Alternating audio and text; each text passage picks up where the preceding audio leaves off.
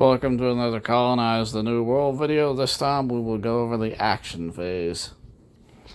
So basically during the action phase we can attack, trade with the Indians, besiege, build colonies, grow colonies, generate colonists, and declare independence. So attacking will follow normal attacking rules that you can see on the other videos. And that applies for how you attack the Indians as well. But, you'd have to be right next to them, as you can see. But you can also trade with them. So say you had a bunch of trade goods, you could trade with them because that's an Indian settlement pyramid. And you have a bunch of trade goods on your colonist. The next thing is called besieging, which is also attacking. So say this fort here again.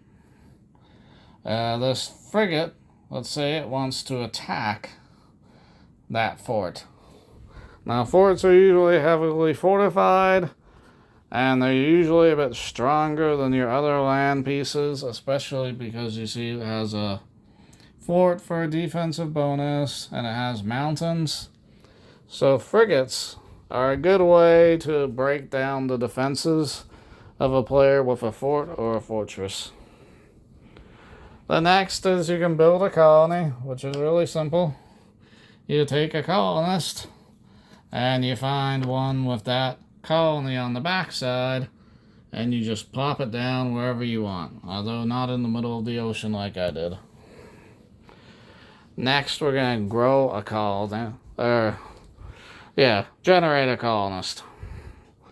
So basically that means we're going to take a colonist out of a colony, which means we go to their population and we would reduce it by 1. So if that was 3, we would now write 2 there. And this is also where we can grow a colony, which is the opposite. We can stick a colonist in the colony if it was already there, and we would increase the population and write it down there. And then the final thing you can do on your action phase, if you're feeling brave and strong enough, this is the time you declare your independence to try and fight your king. But before all that, once you're done, the game will do a check to make sure you don't have more military units than population in a colony. So if you have 5 soldiers in a colony with population 3, you're going to lose 2 soldiers. So you just need to be mindful of that, and that's the incentive to grow your population.